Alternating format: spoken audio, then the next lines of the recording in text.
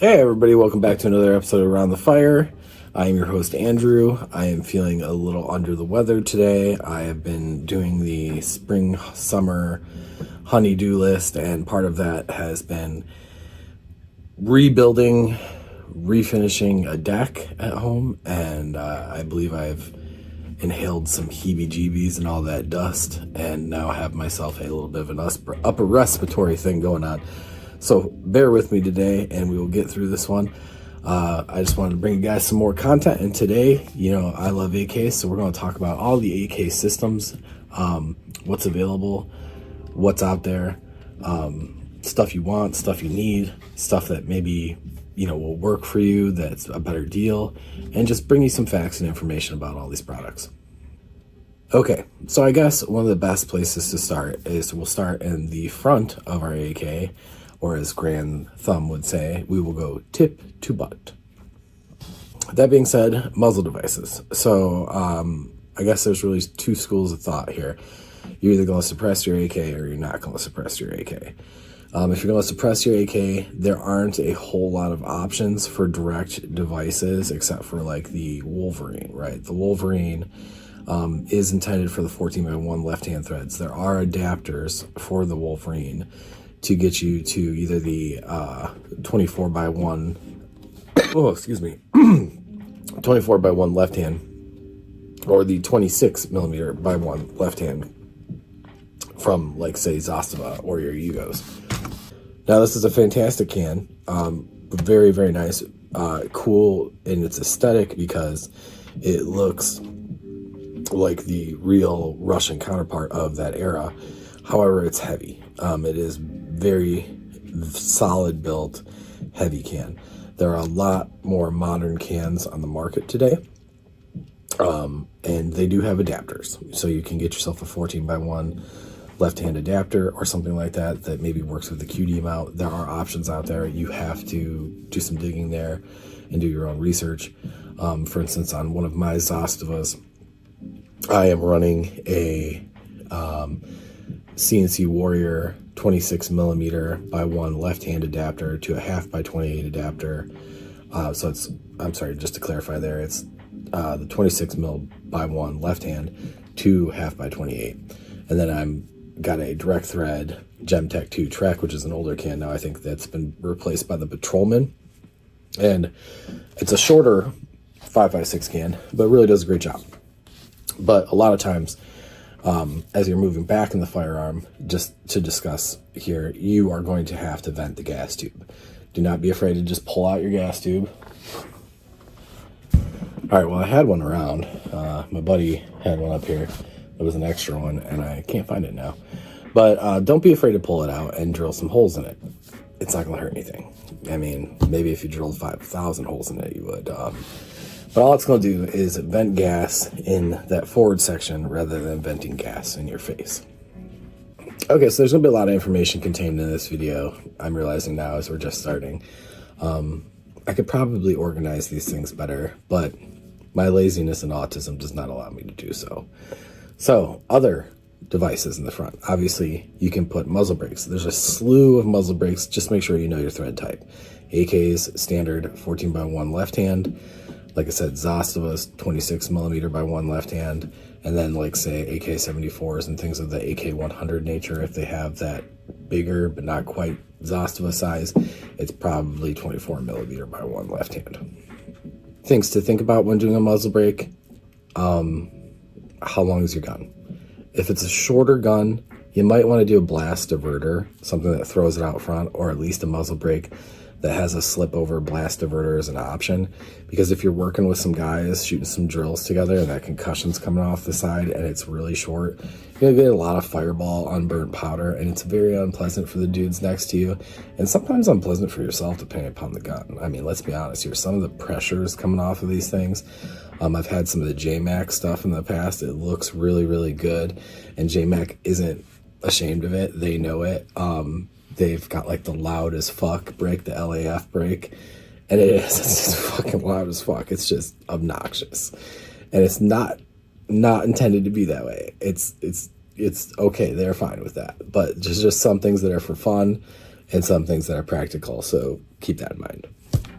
Okay, so one such device here would be this J-Comp from Strike Industries. This is their Gen 2 model. So these guys have a slip over blast diverter that locks onto it. I don't have any of them in the store right now. I figure these things are about 50 bucks. Not a bad deal for a nice looking. Let me get it out of the box without destroying the box here. Comes packaged well. Nice and secure, so it's not going to get all cleaned up in there. But yeah. I don't know how well you guys are going to be able to see this. Try and get myself out of the way of the frame there. But a nice 3-port, 1, 2, 3. And then on the top, it has a couple more holes. I don't know if you'll be able to pick those up there. And then, of course, your locking detent there. But yeah, very, very nice little brakes, you know. This will work on your 5.56, 7.62, 5.45 by 39. It's 30 caliber sized hole inside of there. So work on all of them that has 14x1 left-hand threads. There's a lot of products out there. Just make sure you get something that you know is decent, especially if it's something that's like a QD mount that's going to go into a suppressor. And on an AK, do yourself the extra diligence and maybe get yourself a bore alignment rod there just to make sure that you're not going to end up with baffle strikes and damage your expensive new piece of equipment. All right, now that covered, like I said, a lot of other products out there. This is just something we just got in on the wall. Let's move on, move back a little bit farther and go into handguards. Okay guys, so moving on, like I said, we're going into the handguard. Now the handguard, some people say, "Nyet, rifle's fine, keep the wood." And if that's what you like, that's what you like. Maybe you're one of the guys that wants the lower metal piece and you want to keep the upper wood. That's another option for you, but only particular handguards are going to be able to do that, and you need to know what is going on that makes that happen. So let's kind of talk about that now. First, you got your kind of more basic stuff, okay? Now make sure you know the pattern of your rifle. Do you have a Russian spec pattern rifle, Chinese spec pattern rifle, or do you have a Yugoslavian rifle? Those are your three major categories there, okay? Now your Russian spec stuff's going to be your most common. Most stuff's going to be built to Russian spec. If you have a Zastava, which is a major product on the market, you are Yugoslavian spec, okay? So a lot of these things we talk about will all be different and may not necessarily work for you, so bear that in mind, okay? But we'll talk about those options too. So something simple, for instance, is Fab Defense. This is their Vanguard AK setup. These are basically direct drop-in replacements for the current parts on your handguard already. So you'll slide out your wood on your upper handguard, and then you will replace that wood with this piece of plastic that's going to interlock into the bottom piece, make a nice rigid setup. Very lightweight, very heat resistant, still has your M-lock and stuff like that, but a very simple system, not very expensive system. Same with the bottom. It'll lock into the back of the rifle. It'll lock into that front handguard retainer. You know, these two pieces will interlock with one another. If I clip them together, I'm afraid I'll never get them out. But you get the general idea here, okay? They work together, they create a unit, and that is what you will end up with on your firearm with some swivels. Not a bad piece. Not a bad piece at all. Maybe you're just looking for a little upgrade and not going completely crazy. They come with some extra rail slots and things like that. Pretty cool piece, to be honest with you. The ones I like, that I think is cool, is they give these little extension pieces. So say you want to run this, attach yourself a little extension piece to get a little farther out in front for your light, to get that away from your hand. That's smart. And those are about $65. Nothing crazy. And that's your Russian spec. Now, still talking about your Russian spec stuff, we get into our Midwest Industries. Now, these things get a little bit more expensive, and this is what I would consider more of like a chassis system. Now, the nice thing they did here for you, even though it's a chassis system, is they broke it into a couple pieces. Most chassis systems are one big monolithic thing, quite expensive, and yeah, pretty involved. Okay, sorry about that. We had a phone call, got interrupted there. They just wanted to validate our Google listing. I hate these motherfucking telemarketers, dude. Oh my God. If you can relate, sound off in the comments below. But yeah, so upper and lower handguard again. Now, the way this one works is not too much different from what we were just talking about before. Upper piece is going to come completely off. It is not necessarily going to replace the channeled wood that we had before. This is more of just a cover that's going to go over the top. Now the bottom will function relatively similar to what we had aforementioned. The back end will lock into the firearm frame itself by these little nubs. And then the front down in there, which you're not going to be able to see too well because it's all put together, unfortunately, I'm sorry, has a retaining piece that's going to go into that front handguard locking channel. You're going to lock that down, and that's going to go on first. Then your top piece is going to go on, bolt it all together. When you do it all correctly according to the instructions and you tension all these little key points here, this boy has a solid lockup and is not going to go anywhere. Now this is your alpha system. What they were going for here is they were trying to mimic Zenitco, and we'll put Zenitco on the screen here. And you will see with their Gen 2, where they went and did Picatinny, they really hit the mark. I mean, I don't even think they're just trying to hide it anymore. They came out with this one first and said, no, you know, we're not copying. And then they snuck this one out later, and it's just like, I see you. I see what you're doing there. But yeah, this is 100% pretty much a Zenitco thing, and it looks awesome, and I love it. Now, there are other product companies worth mentioning here. The Midwest Industries stuff is very expensive. Like this one we have here is used. The guy traded it in for a different one. This one's $200 used, right? That's still pretty expensive. This one here, brand new, I think it's like $250, right? That's just the display model of it. Not cheap stuff. There are great products out there on the market that do very, very well for your case scenario. AIM is not a company I would typically put together with high quality stuff, but their AK handguards are fantastic. The price point is fantastic on them. The quality is very darn good, and if you Loctite them up, they are a solid piece that will last you a long, long time. Now, if you use your rifle to literally try and chop wood with your handguard, yes, there are failure points on that system because their system uses I guess you would call it a clamping retainer on the barrel and one nut on each side to maintain that frontal balance out on the end of the gun, right? And that's your up and down side, locking point there. And if you are beating on it, yes, you're going to destroy that, And I could see that in someone's mind saying, well, that's not good enough for me. I need something a little bit more hardcore. I'm really in the shit. Then you go with the heavier duty system. You get what you pay for. But that is not to say, like I said, that the AIM handguards for the use case scenario of most people achieving the look and having a quality product that's going to hold together. And I will mention they are rather lightweight. Now, I will say this, the key mod version of the handguard is a little bit more narrow, and the M-Lock, for whatever reason, they really widened it out. I'm assuming, thinking the nuts were going to be a bigger issue than they are. And I do like the key mod better. I just do. It feels better. And also, UTG, I'm still putting you in here because I promise I'm never going to let you go. UTG, you're made here in Michigan. Bring back those fucking AK handguards. I swear to God, bring them back. The full-length AK handguards. They were the best. They were my favorite. I don't know what you guys are thinking. Bring them back. So if you can find one of those are really cool. Okay. Again, another UTG product. This is just one we have on the wall. This is for the Yugos, okay? So the Yugos are specific. This one's a quad rail. UTG makes a few of them. TDI Arms makes a few of them.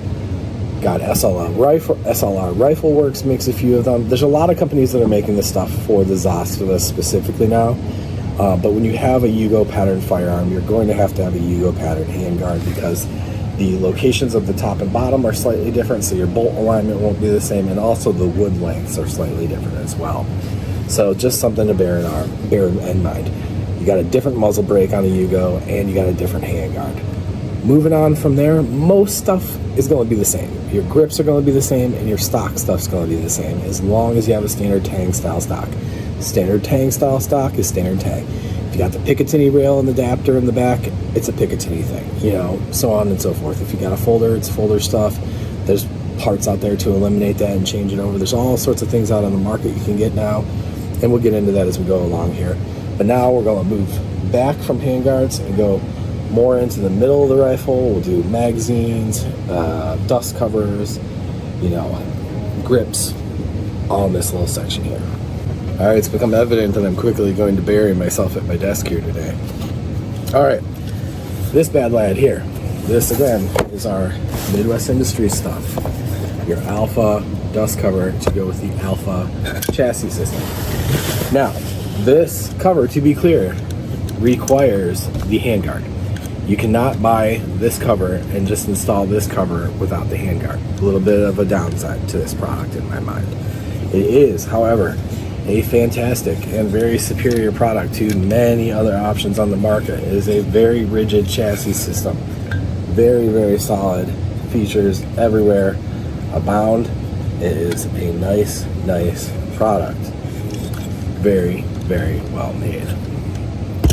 Also about $250. That being said, it is a chassis system, like I had mentioned before, like your Sure Shots, things like that, Zenico and whatnot.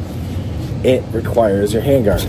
The handguard then attaches into this unit via, a bunch of goobly goops and hoop-de-doos, right? And then you have this entire chassis system. Ends up more back there, but locks in over there. But you get the idea. You have to have these both. That is about $500 worth of stuff. For the average guy that still wants the 99.9% of that, what are our options? This here is the Texas Dogleg Rail Gen 3. This is not complete here. It has a piece that goes up here. This piece is going to replace your sight leaf, okay? Your sight leaf pops out rather easy. There's a spring underneath it. You're gonna slide that spring out. They have a replacement piece that goes in like a locking floor plate that goes into where the spring retention was. Then another piece goes over the top of that. They bolt together, creating a solid lockup, right? It will not come out, will not move on you. And that part there has a hinge on the back of it that's now your setup for this. So rather than using the front handguard to lock itself to the rifle and remain solid, it uses the sight trunnion, which is mounted onto the barrel. Very solid device, not going to go anywhere. And with a solid lockup system in place, creates a solid hinge point right off the firearm for this to operate. Now this system comes with a replacement rear button, and it has a bit of an interesting design to it where they cut a slot here and bent it in slightly. So as you pop it on, it acts as a cinch, clamping itself on. And if you have it adjusted correctly forward and back with these nuts here in front, this allows this to slide back and forth.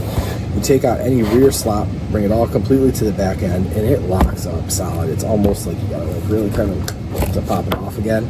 And it retains the zero very, very nicely. I am currently running this on one of my AKs at home. We were doing it for some testing, and I am running a primary arms with the chevron. It's like, what is it, the BCS reticle, the chevron with the 3 dots or 2 dots underneath it. And then I got a flip to the side magnifier behind it, and I have had no issues. It's a great setup. I'm really enjoying it, actually. And I love this piece. I'm going to put this on a lot more firearms because these retail for about $180, right? You can get them on sale for a little bit less sometimes. $180 compared to the $250. Quite a bit of savings there for a 99.9% same product. I mean, really, I would compare these as just as good, but different. This has the compatibility to work with any handguard you want to use because it does not require the handguard to be a part of its functioning system. So that gives you a lot more flexibility in your overall design and vibe that you want to go for with the gun. And I think that's great. I like that. I like choices. Okay. Of course, you have your typical AK side mounts, right? And various qualities of. Now, there are some really gorgeous ones out there, and if you have the money for, like, what is it, the RS Regulate ones, they're awesome. Midwest Industries makes some really nice ones. Arsenal makes some really nice ones. They all fit a little bit differently. Some of them have more adjustment than others. Some of them are buy a side piece, buy a top piece that's more dedicated to your optics. Sometimes it's pick rail, whatever you want. There's cheaper products on the market, like the UTG makes a few different ones. They make the AK47 ones, which is their nicer one, a little bit slimmer profiled. They make ones specifically for the Yugos again because, sorry, I lied to you. Again, the Yugo height of their rail on the side is different because Yugos just want to be fucking different. I don't know why. They always got to be different. But, you know, there's a very wide array if you have that side dovetail where you can put the cantilevered over mount on there.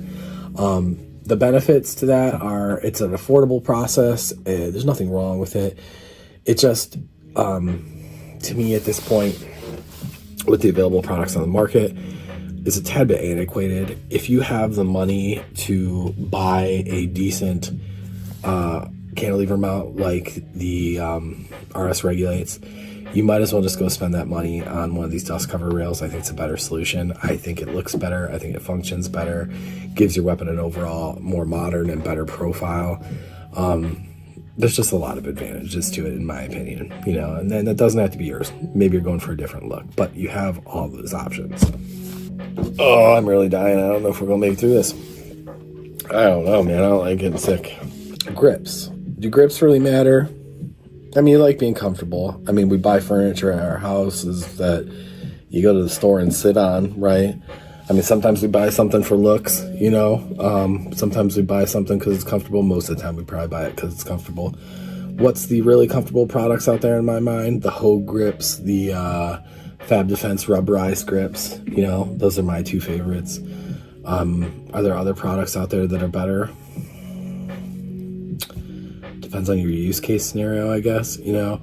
Buy what you like, you know what I mean? A grip is a grip, right? But I do recommend you upgrade from the factory grips on an AK unless you're going for some sort of classic look and you've got a really cool set of piece of laminate wood or some really nice Bakelite. You know, if you're going for that classic cool look, go for it, you know, or at least throw some goon tape on that motherfucker. Make it comfortable to hold on to, you know? It's just, they're weird little grips for weird little hands. They're nothing good. Triggers. Now, triggers on AKs. Okay. AKs being what they are, where it's a receiver that's bent and then thrown into a jig, and then some probably half-drunk guy smoking 14 cigarettes in his mouth at once is drilling a bunch of holes into it in a dirty factory somewhere. Not always created equally and not always within like perfect, you know, spec margins of one another or anything like that. So that being said, what's the easier ones to work with? What do they do? What's the difference? You know, obviously the difference in triggers is going to be performance, right? The amount of take up before the trigger breaks and fires, the amount of over travel after, and, you know, the overall feel, weight, you know, reset, tactile reset, audible reset, you know, things like that, if those sort of things matter to you. Now, my personal favorite at the point I'm at right now is probably the ALG or CMCs. It's a tough one. I think the ALGs function more like a military trigger with some really nice features. They lighten up the trigger. They have a really crisp tactile break. They give you a flatter face on the trigger, and they have a couple different models now. Sometimes the texture on them can be a little funny, and new ones can hang up a little bit on the reset if they're a little dirty because they have like a really rough parkerized finish. CMC triggers are a drop-in set for about $150, give or take, to $180, depending upon which ones you buy. And CMCs, drop-in is one singular unit. Well, actually, you got to take them apart into two pieces, but it's a singular unit. It's a chassis, you know, drop-in thing. And they are fantastic. They have no pre-travel, basically. Almost a undistinguishable break, depending upon the poundage. I mean, like, I have a 2.5 pound one that, like, you're like, whoa. Sometimes it even like scares me. Like if I haven't taken it out in a while, I go to shoot it, I'm like, holy crap, the thing just went off. You know, it's like, it's light, you know. I almost would have appreciated a more distinct wall on them, but there's zero like travel. It's like, ding, ding, ding, ding, ding, you know, it's a very cool trigger. Now for the use case scenario for that, I don't think that's a combat trigger. I think that's a having fun range trigger competition type thing. You can get more weight on them with them. They have a lot of products. Timney has a lot of products. Tommy Trigger has a lot of products. All very cool stuff.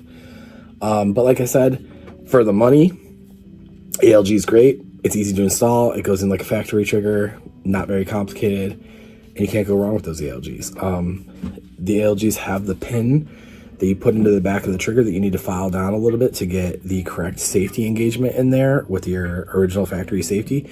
I like that they work with that. I like that they give you that part. I like that everything's in the box. There's no need to call customer service and say what the fuck's going on.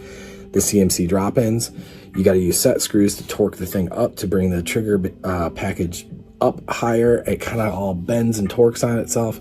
The system works, and if you are lucky, it works with your safety. If not, sometimes you have to tack a little weld on there and maybe file it to have it fit, or sometimes you have to remove material from the safety to have it fit. So not all AK is being created equally. The easiest product to use for you guys at home that's going to give you a performance boost is going to be the ALG. Now, if you've got the technical know-how and you're not just going to throw your gun across the room and curse my name and come back here and leave me 150 fucking comments about why for you tell me this dumb, I hate you, nice gold booger or whatever, because I used to have nose rings. I used to get that one a lot. Then try one of the nice ones, you know, just man up about it. If you can't figure it out right away, go see your local gun guy. You know what I mean? If you're in the Michigan area, come see us. We'll take care of it. Charging handle covers. Are they necessary? No, not at all. Are they cool? Yes. Do they feel better? Yes. Who makes the best one? Hands down, Zenit Co. Does anybody else make one worth fucking with anymore? I don't know. I haven't bought any because it doesn't matter to me that much. I'm being honest with you, okay? I don't carry any of them in my store. We probably should. I just thought about it as I was making this video. So we'll get some, and we'll bring you more details on that in the future. But if you guys got one that you like, let me know, and I'll try it out. We'll bring you some information on it. Thank you very much. Moving on. All right. Now we're moving into the butt end of the gun. The business end. Man, I swear I'm like brain dead now. I'm running out of energy here. Need more coffee. All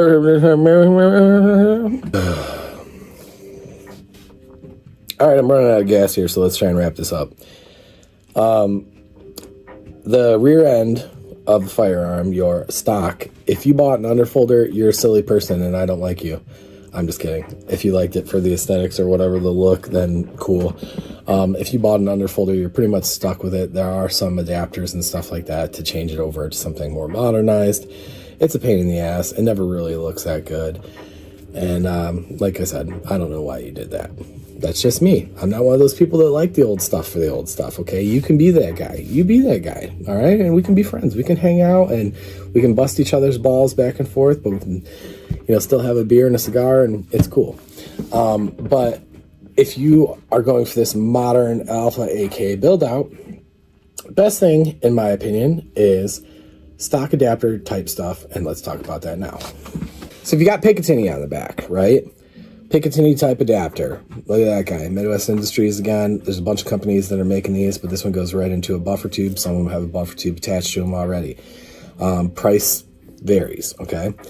Not cheap. All these little adapter pieces, this is what they'll nickel and dime you to death, man, and they will get you, trust me. This piece here obviously just clamps on with a single bolt, slides up and down on your pick rail there to the height adjustment that you want, so you can get a little bit of refinement there. It's very cool. You take that piece, and then you attach that piece to your standard adjustable buffer tube, right?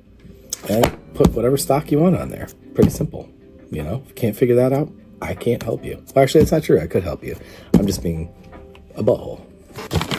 All right, so you got a fixed tang, right? And a fixed tang stock, you have options. You have got, what is it? The Magpul Zukov. Cool stock, available clip-on cheek risers, foldable. Not a bad stock. They have different models available. The Archangel, also a division of Magpul, has like a cheek rise angular piece, rubber butt pad. Very cool stock, but fixed length, no adjustment there. There are other ones in the market I'm not thinking of at the very moment. You know, but obviously the fixed tang is the wood that goes inside. It has the 2 screws in the top. One screw is underneath your spring retention button. The other screw is sticking out the back on what we call the tang. So if you've got a tang, this fantastic company here, Vitol or Veltor. Somebody's going to be like, it's pronounced tree and it means crab. Because that's what the comments are for. But the way the system works is it basically, I don't know how well you're able to see this here. It has your tang spot there for your 2 screws. right? Encapsulated rear end, so you can use it for storage if you really want to, for a couple of batteries or something like that. And then it comes with a couple of pieces that are pre-cut that you can use a little bit of a file or some sandpaper to make a finishing fit that lock into these channels here to cover up any rear gap in the back end, because the tube's going to go in. Obviously, you have square. You remember these toys when you were a kid, right? The little wood thing, and you had the square, and you have square, and you're putting circle into square, so you're going to end up with little corners of gap. That's what those little plastic guys are for. Fills up the gap, makes it look nice and clean. This also has metal QDs built into it. Very nice piece, not cheap, about $100, 96, 95. But super high quality piece. Tad on the heavy side. I will say this is a very overbuilt product. This is solid. Now, if you want something a little more lightweight, extremely lightweight aluminum and little adapter, probably also aluminum. Feels like aluminum. If you've never done that before, don't tell your dentist. Now, there are various products on the market from various different manufacturers, including Midwest Industries, that makes a clamp-on like this with like a folder involved and like a skeletonized buffer tube, all sorts of sexy Gucci products, all at various different price points, all from various different manufacturers that all essentially do the same thing. We are taking from a Tang receiver or from a PIC receiver, and we are modifying that over to our adjustable buffer tube type system, right? Fantastic stuff. Now, there are other options. You go from PIC to like wireframe, right? Like skeletonized wireframe, folding stock things, little real compact fast mover type stuff. Those are out there too. If you like that look, go for that look. Me, I prefer in my option setup, right, because I change optics like a fucking autistic lunatic, right? I'm always sitting at home playing gun Legos where everything is musical chairing all around my fucking house, so that if my wife ever comes in my office, she basically just shits her pants, walks out the door, comes back and throws trash bags at me, you know? Yeah, I don't know where I was going with that rant, but long story short is I like options, right? I want to be able to run various different optics. Now, various different optics have various different heights. You might not always get the perfect cheek weld on everything. Now, and that's something that I'm very fond of. I like to have a cheek weld. You know, I like to be here. I have a very pronounced chubby face with a cheekbone ridge in there, and that works very well for me as a regular spot to get myself onto. A lot of guns, and you see a lot of guys running a higher like chin weld nowadays, and you have to do that sometimes. That's not something I prefer. It doesn't feel consistent to me, and when you are getting yourself, you know, in these different positions of an eye box, you can end up with parallax issues with different optics. So that being said, I prefer to be able to run like something like the Magpul stock, and in the Magpul stock family, like I said, the Zukov is also available that does this with the adjustable clip-on cheek risers. They come in like 0.25, 0.5, and 0.75 inches of rise, and that will give you the ability to get there. Now, there's many other products on the market, and you've seen us talk about some of them before that have adjustable cheek risers built in them and all sorts of stuff. I've tried all these products over the years, and they're all cool and unique in their own way. Like, I have the military equipment stock from Ukraine. I really like that stock. It's skeletonized. It's aluminum, it's heavy duty, but it weighs a lot. It doesn't fit all buffer tubes perfectly. It clamps on real nice, so you can clamp it on down and tight, and then it's like you kind of need like a screwdriver to pry it off, so it's not like super practical for like in-field adjustment. It looks very cool, but go with something practical, go with something easy. I really, like I said, in this department, can't recommend the Magpul ones enough. The Magpul stock is a tried and true, affordable, good stock, and the cheek risers are inexpensive, about like $10 or something like that, so you can have like all three, and you just keep them in your gun bag, keep them in your drawer, keep them in your toolbox. You know, you've got that stuff readily available, and they come in all the colors you could possibly want. So there you go. Now, there are many, many other idiosyncrasies and things to think about when building your gun. We've skipped over quite a few in this process here, and this was already a long video. There are pistons you can change to adjust gas when we were talking about gassing. I still will always recommend you vent your gas tube to get that shit out of your face. The adjustable pistons are great for tuning your gun. I would highly recommend that if you have the extra money and want to go down that road. If you are a competent person that has ever built a gun or rebarreled a gun, changed out like sight parts, things like that, you could remove your front gas system and go with adjustable gas regulatory system on the outside.